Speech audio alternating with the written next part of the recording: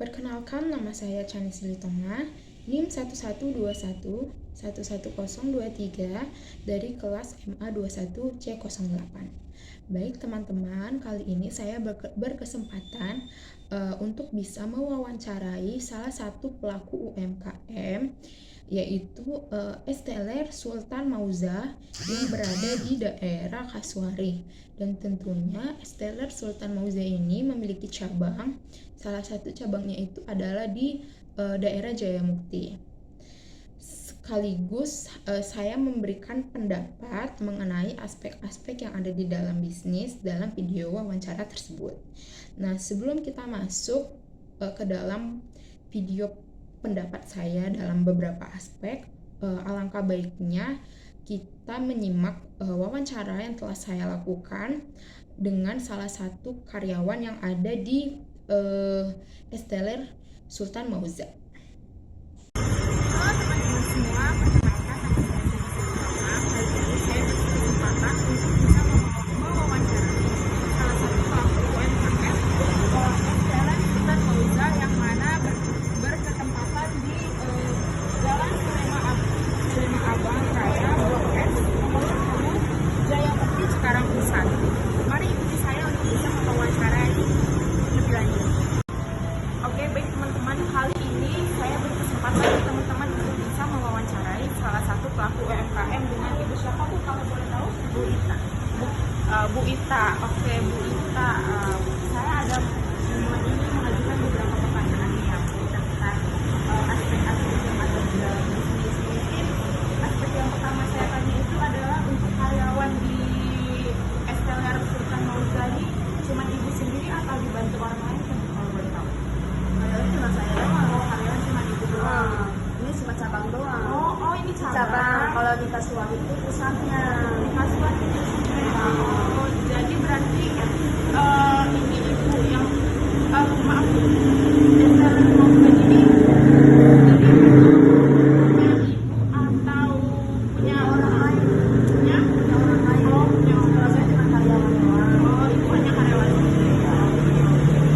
Untuk ini Bu, kan Esteller Mauza ini tadi kata ibu apa namanya, ini cabangnya. Iya, cabangnya. Kalau untuk cara yang di kantor pusat untuk melakukan vertikal itu kira-kira gimana ya Bu untuk bisa buka cabang di sini, habis itu ingin buka cabang lagi di misalnya di Cikarang Selatan atau di mana, itu melakukan apa namanya pembukaan kios ini, merekrut karyawan seperti itu dari ada lowongan atau mungkin dari saudara-saudara kerabat? Oh, dari lewat simpanan. Oh, Dia bukan lewat dari orang. oh berarti hanya dari sampaian mulut ke mulut Berapa saja. ada lowongan di pengumuman itu banyak. Oke, oke. Jadi ada nyuruh orang lagi gitu. Ya, nyuruh orang sama tukang ojek yang suruh nyari. Gitu. Oh berarti hanya sampai ke mulut saja ya Bu, nggak ada kayak Gak ada pengumuman dari papan gitu. oke. Beda ya. Iya, oh lowongan dipakai surat-surat gitu ya Bu, nggak ada ya Bu ya? Oke, oke, baik. Kalau boleh tahu Bu, untuk keterampilan memproduksi ini ada di Esteller Sultan Mauza itu, kalau boleh tahu?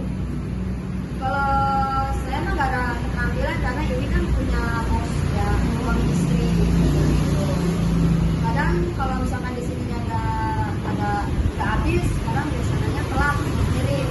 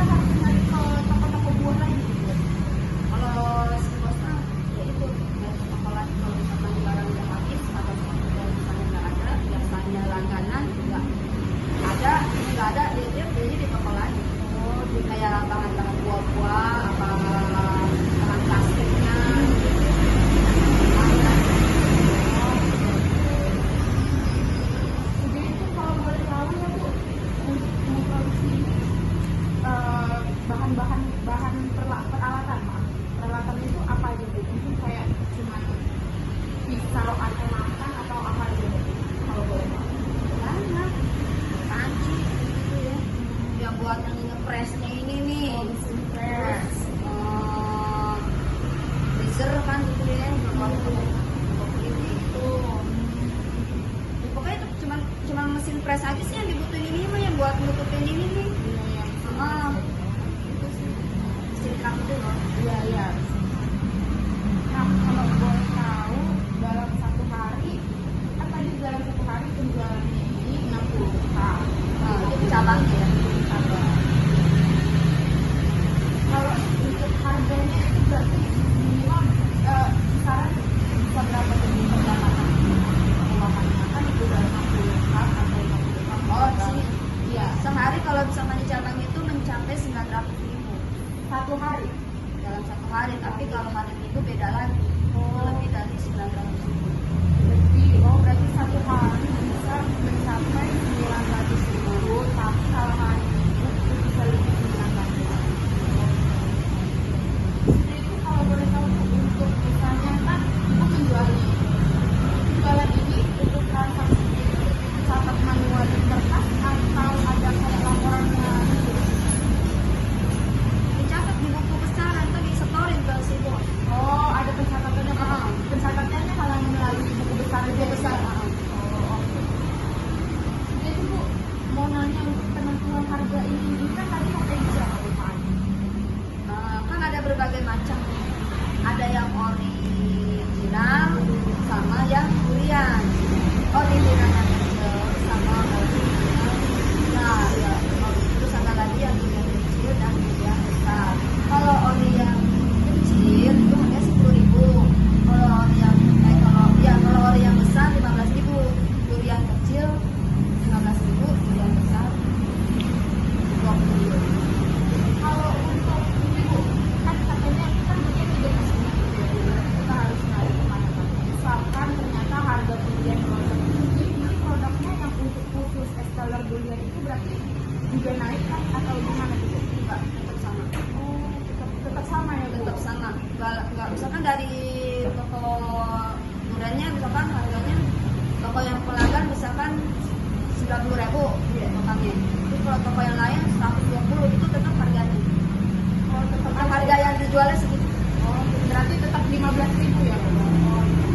Oh, untuk tren pasar apakah esteller mau ini ngikutin apa namanya tren pasar mungkin kan ini udah ada duriannya atau mungkin ditambahin lagi kayak anggur, strawberry atau apa itu tambah ada ngikutin kan Enggak ada. nggak ada ngikutin. Enggak ada ngikutin. Kalau udah jualnya segitu ya segitu. Kalau ada segitu ya segitu. Enggak ada tambahan. Tapi enggak ada. Palingan dia produknya yang untuk kemarin itu habis yang durian. Oh, cuma itu aja ya Bu. Oke. Nah kalau untuk ini Bu, misalkan dari sini Bu, kayak intinya itu nggak sengaja tumpang atau gimana, itu otomatis kerugian ya Bu ya, mungkin karena udah pecah misalnya sebuah produk itu biasanya Ibu bayar sekian dulu atau mungkin kerjaan Ibu mungkin makin ditambah banyak dari pusatnya gitu.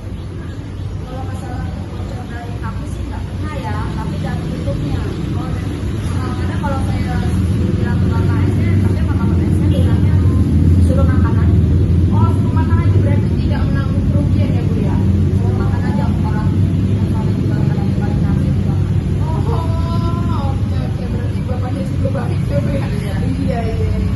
Nah, kalau resiko untuk ini ya Bu, misalnya penurunan harga jualnya merosot gitu ya Bu ya, itu Ibu kan tadi bisa melalui media promosi kayak GrabFood atau apa, tiba-tiba merosot, itu melakukan promosi mungkin kayak harganya diturunin atau gimana atau enggak ya Bu?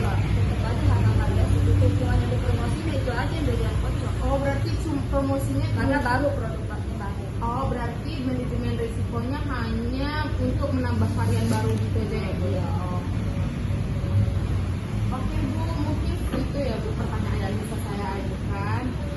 Sebelumnya saya mengucapkan terima kasih kepada Ibu apa? Ibu maaf? Berita. Oh ya, Ibu Ita yang sudah membantu kita dalam proses wawancara UMKM Esteller Sultan Mauzan. Terima kasih ya Ibu. Ya, sama-sama. Terima kasih. Baik teman-teman, seperti yang kita sudah dengar tadi bahwa Esteller Sultan Mauza ini memiliki beberapa karyawan, yang mana karyawannya itu lebih banyak di kantor pusat, akan tetapi untuk di daerah cabangnya sendiri dia memiliki satu karyawan saja, yang mana tugasnya hanya sebagai seorang penjual, bukan sebagai seorang pembuat produksi.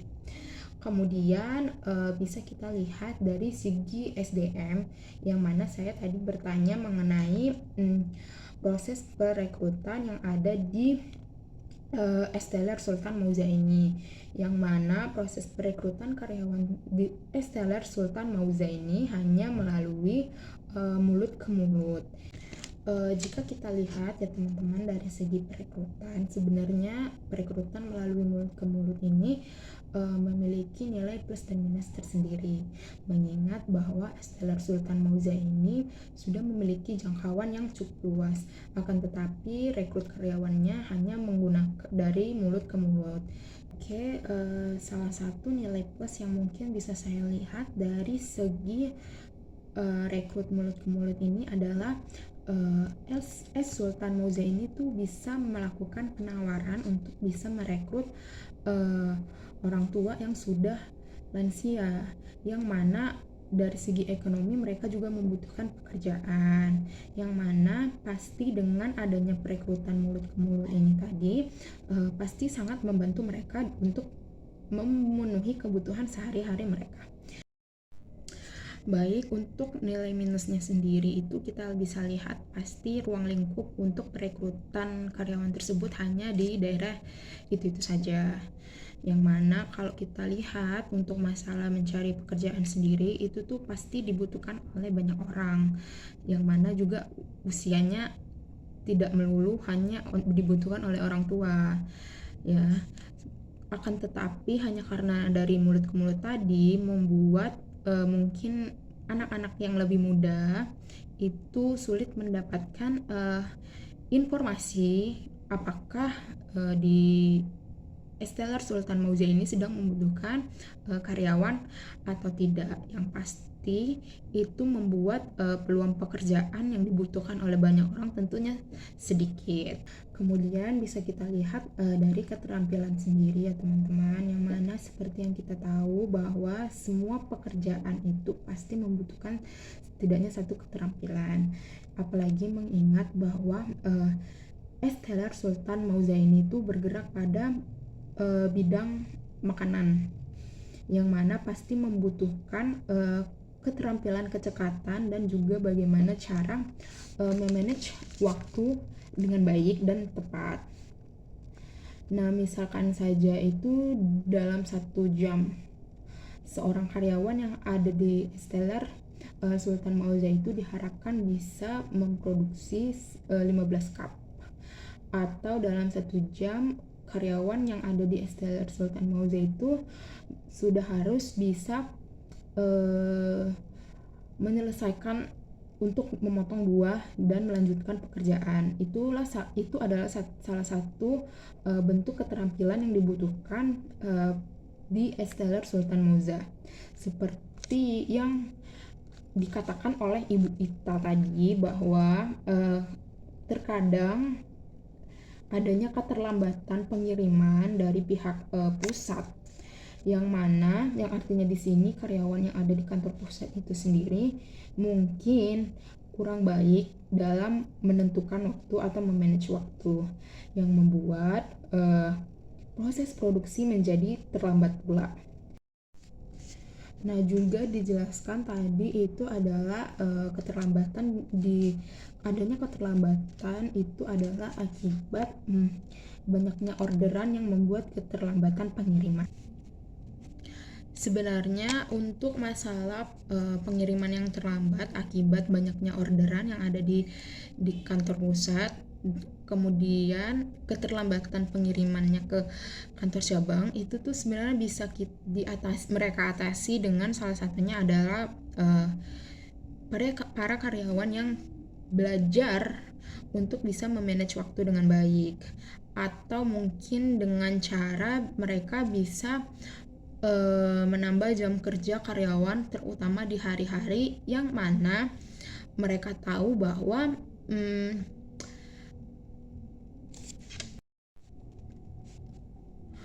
penjualan sedang naiknya terutama pada hari Minggu. Nah, mungkin dengan menambah jam kerja karyawan ini akan membantu proses produksi ya teman-teman. Mungkin jam kerja yang awalnya mulai di jam 8 pagi pada hari Minggu, pada hari-hari biasa, mereka bisa terapkan mulai bekerja di jam 7 pagi, yang mana hal ini pasti akan membantu proses produksi. Nah, bisa kita juga lihat dengan menambah jam kerja karyawan, pasti akan terbantu pula proses produksinya. Sama seperti kalau misalkan kita bekerja di perusahaan dan ternyata kita mendapat pesanan cukup banyak tapi dalam waktu yang telah ditentukan.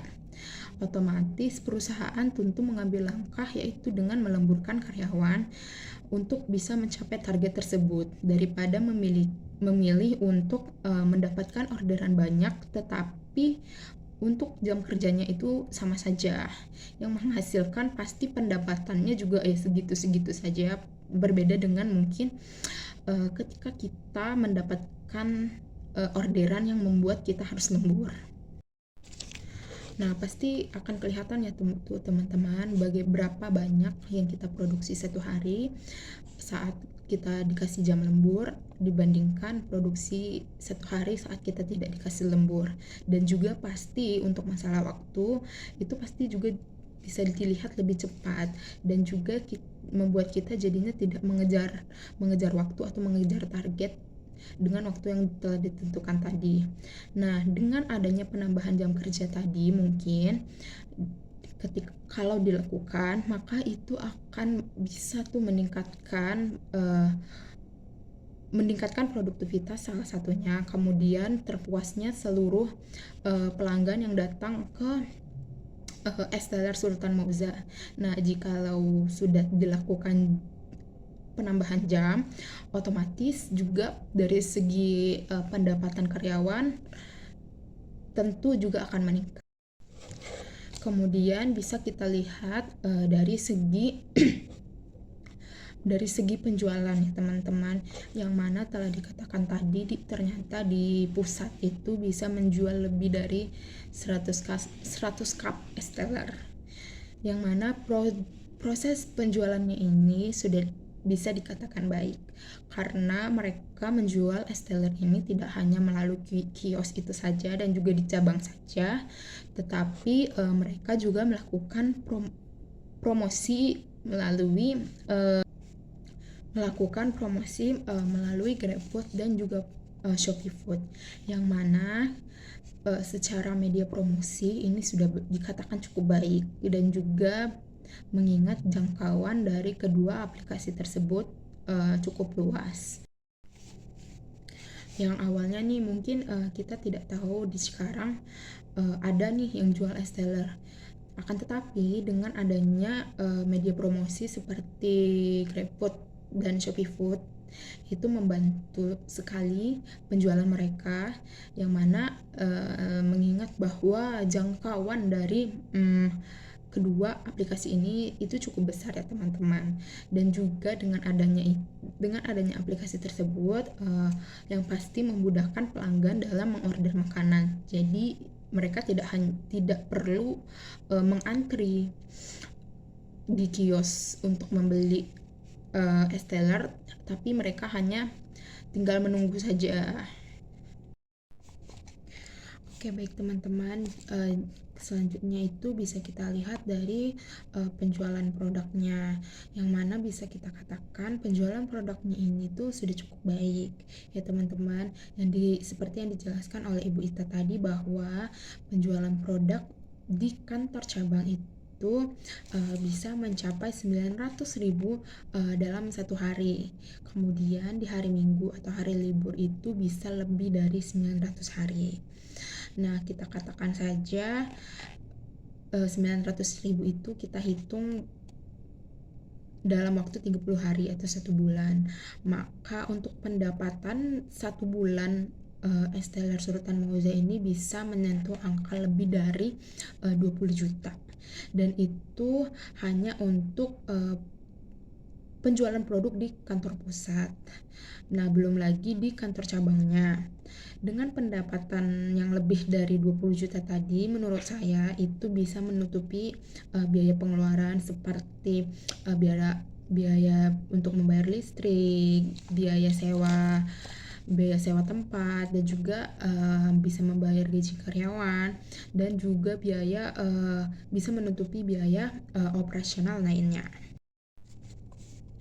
Nah, kemudian untuk transaksi pencatatan dari Es Teler Sultan Mauza ini bisa kita katakan cukup baik ya teman-teman, karena mereka menggunakan buku besar yang pastinya hal ini bisa membantu dalam perhitungan pencatatan.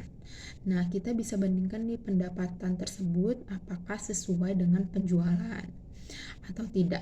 Nah, soalnya kan ada tuh biasanya para penjual yang hanya menjual produknya saja, tetapi mereka tidak tahu nih penjualannya itu sesuai dengan pendapatan yang mereka dapat.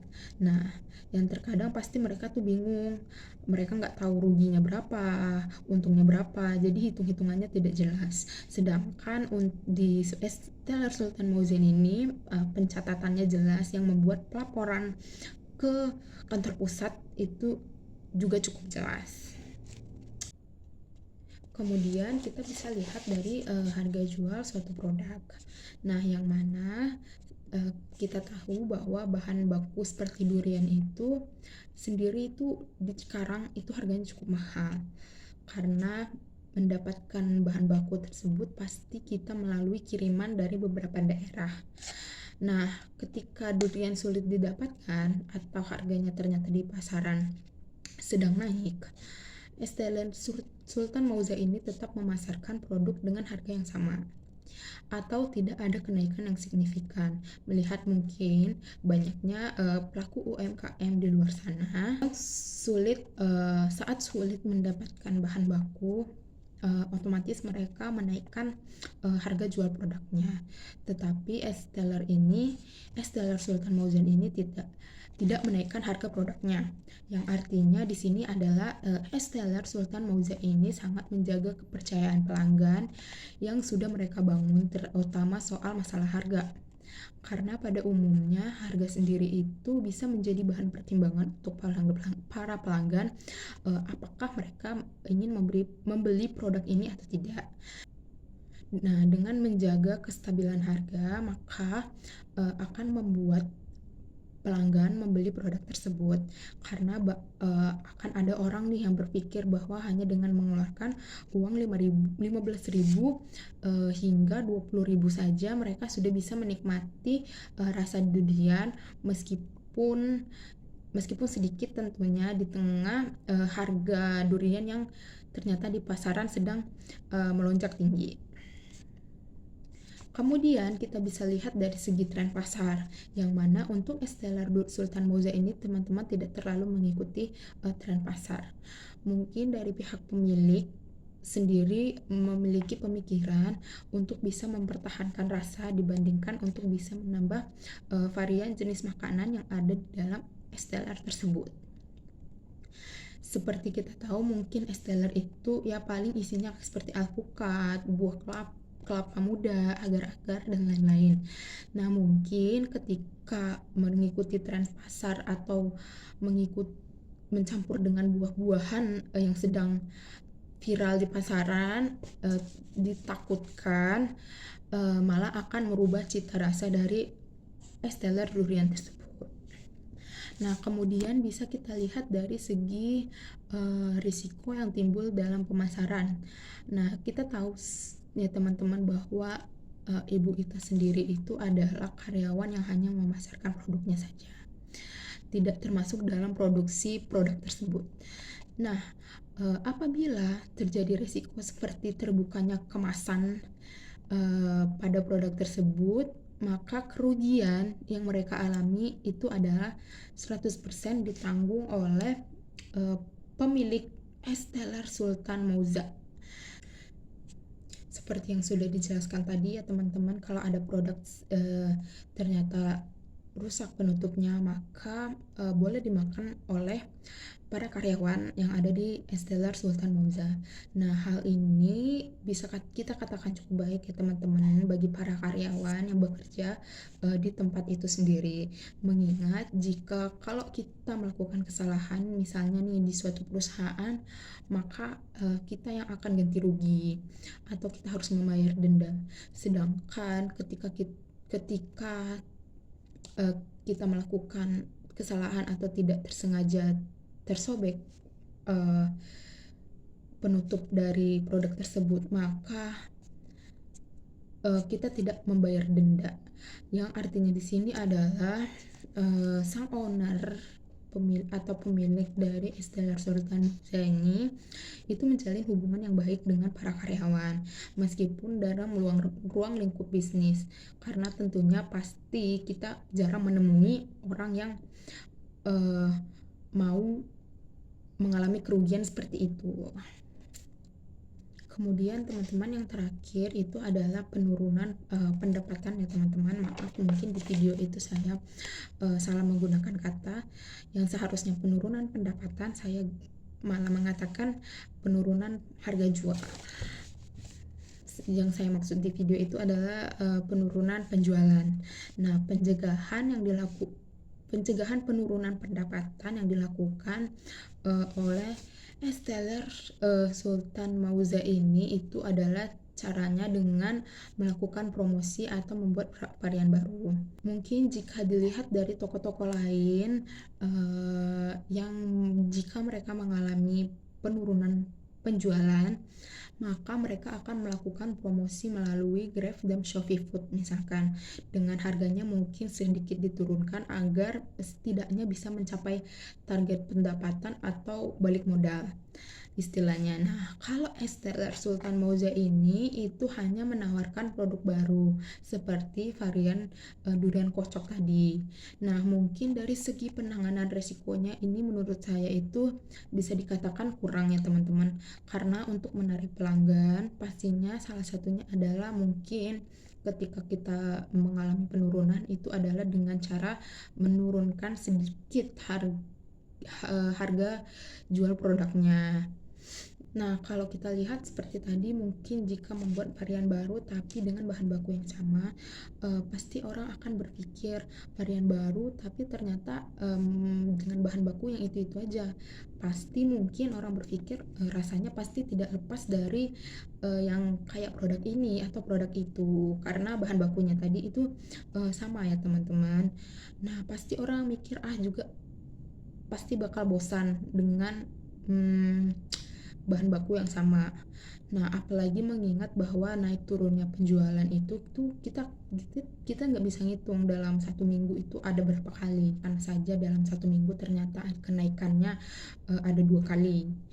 Gak mungkin dong kita buat 2 kali juga varian baru hanya untuk bisa menarik pelanggan, untuk bisa kita balik modal istilahnya. Itu adalah suatu hal yang tidak mungkin dilakukan. Nah, mungkin untuk bisa menarik pelanggan itu ada baiknya dengan melakukan promo penurunan harga di Shopee Food dan Grab, tentunya aplikasi yang setidaknya dengan penurunan sedikit harga dari ketentuan awal itu setidaknya bisa membantu pendapatan atau istilahnya balik modal. Karena dengan melakukan promo harga yang turun sedikit ini pasti akan meningkatkan minat pembeli, karena mereka pasti berpikir meskipun nih saya sering makan Esteller Sultan Mauza ini, tetapi kan kalau untuk dari segi harga promo itu tuh pasti cuma sekali-sekali mereka dapat dengan harga murah. Nah, dengan hal itulah mungkin bisa menutupi keuangan dari penurunan penjualan tersebut. Baik teman-teman, mungkin segitu saja video yang bisa saya buat mengenai aspek-aspek di dalam bisnis, mulai dari penjualannya, pencatatan transaksi, bagaimana, kemudian media promosi seperti apa, dan juga penanganan resiko yang dilakukan. Baik teman-teman, mungkin seperti itu saja. Jikalau juga ada kesalahan kata, saya mohon maaf yang sebesar-besarnya. Saya ucapkan terima kasih dan sampai jumpa di video yang selanjutnya. Terima kasih.